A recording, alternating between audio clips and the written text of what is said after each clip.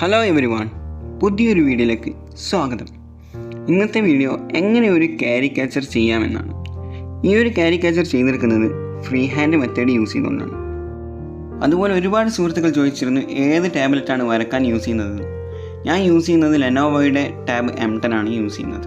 അപ്പോൾ അതിൻ്റെ ലിങ്ക് ഞാൻ ഡിസ്ക്രിപ്ഷനിൽ കൊടുക്കാം. അതുപോലെ ഈ ഒരു ടാബിൽ വരക്കുവാനായി യൂസ് ചെയ്യുന്ന പെന്ന് ELVയുടെ ബ്രാൻഡായ സ്റ്റൈലസ് ആണ് യൂസ് ചെയ്യുന്നത്.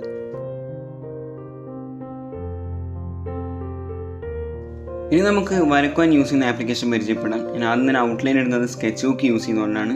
രണ്ടാമത് ഇതിനെ വെക്ടറായിട്ട് വരച്ചെടുക്കുന്നത് ഇൻഫിനിറ്റി ഡിസൈൻ യൂസ് ചെയ്തുകൊണ്ടാണ്. അപ്പോൾ ഇതിനെ രണ്ടിൻ്റെ ലിങ്ക് ഞാൻ ഡിസ്ക്രിപ്ഷനിൽ കൊടുക്കുന്നുണ്ട്. ഇനി എങ്ങനെ ഈ ഒരു കാരിക്കേച്ചർ ചെയ്തെടുക്കാം എന്നുള്ളത് നോക്കാം. ഞാനിവിടെ സ്കെച്ച് ബുക്കാണ് യൂസ് ചെയ്യുന്നത്. അതുപോലെ SRKയുടെ പിക്കാണ് സെലക്ട് ചെയ്തിരിക്കുന്നത്.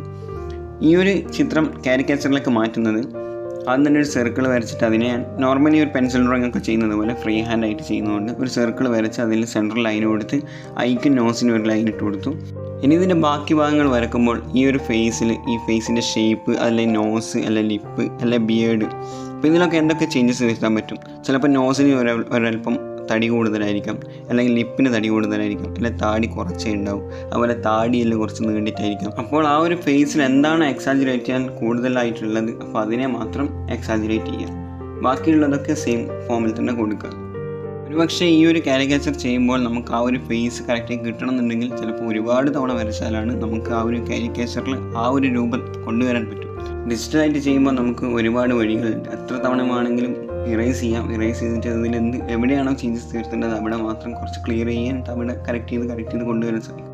അതുപോലെ തന്നെ ഈ ഒരു സ്കെച്ച് ബുക്ക് ഞാൻ ഈ ഒരു ഔട്ട്ലൈൻ ഇടാൻ വേണ്ടി യൂസ് ചെയ്യുന്ന ബ്രഷ് പ്രൈമറി പെൻസിലാണ്. അപ്പോൾ നമുക്ക് ഈ ഔട്ട്ലൈൻ ഇടാൻ ഏത് ബ്രഷുമാണ് യൂസ് ചെയ്യാം. പെൻസിൽ ടൈപ്പ് ഏത് ബ്രഷും ഇതിൽ യൂസ് ചെയ്യാം.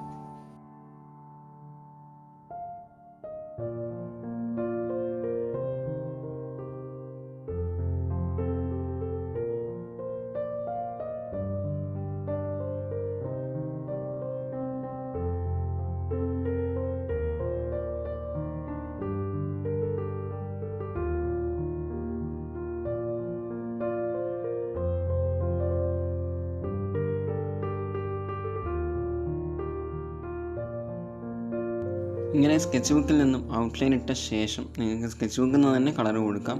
ഞാനിതിപ്പം വെക്ടർ മോഡലിലേക്ക് എനിക്ക് നല്ല ക്ലാരിറ്റി കിട്ടണം എന്നുള്ളത് കൊണ്ട് തന്നെ ഞാൻ ഇൻഫിനിറ്റി ഡിസൈൻ സെലക്ട് ചെയ്തിരിക്കുകയാണ്. ഇൻഫിനിറ്റി ഡിസൈൻ ഓപ്പൺ ചെയ്ത് നോർമലി ഫോട്ടോ ആഡ് ചെയ്യുന്നത് പോലെ തന്നെ ഗാലറിയിൽ നിന്നും ഫോട്ടോ എടുക്കുക. അത് ട്രേസ് മെത്തേഡ് തന്നെ കൊടുക്കുക. ഇങ്ങനെ ഫോട്ടോ ആഡ് ചെയ്ത ശേഷം ഒരു പാലറ്റ് സെലക്ട് ചെയ്യുക. പാലറ്റ് ഇല്ലെങ്കിൽ ഡൗൺലോഡ് ചെയ്തിട്ട് ആഡ് ചെയ്യാം. അങ്ങനെ പാലറ്റ് സെലക്ട് ചെയ്ത് അതിൽ തന്നെ നമ്മൾ ഔട്ട്ലൈൻ ഇടുക എന്നുള്ള പ്രോസസ്സാണ് അത് തന്നെ ചെയ്യേണ്ടത്. അതിന് ശേഷമാണ് ഷെയ്ഡിങ് ഒക്കെ ചെയ്യേണ്ടത്. ഓക്കെ,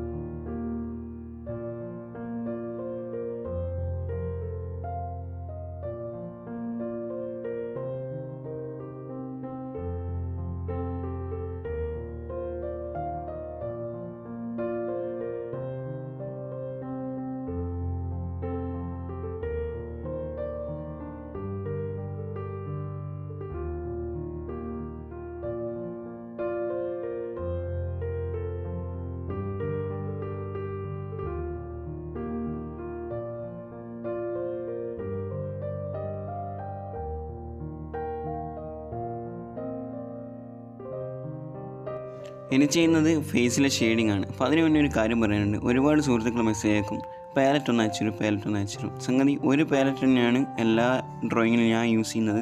അപ്പോൾ അതിൻ്റെ ഷെയ്ഡിങ്ങിൻ്റെ വ്യത്യാസം കൊണ്ടാണ് പാലറ്റ് മാറിയോ എന്നുള്ളൊരു ചോദ്യം വരുന്നത്. പാലറ്റൊക്കെ ഒന്നാണ്, ഷെയ്ഡിങ് എങ്ങനെയാണോ കറക്റ്റായിട്ട് ചെയ്യുന്നത് അതിനനുസരിച്ചിരിക്കും കളർ മിക്സ് ആകുന്നത്.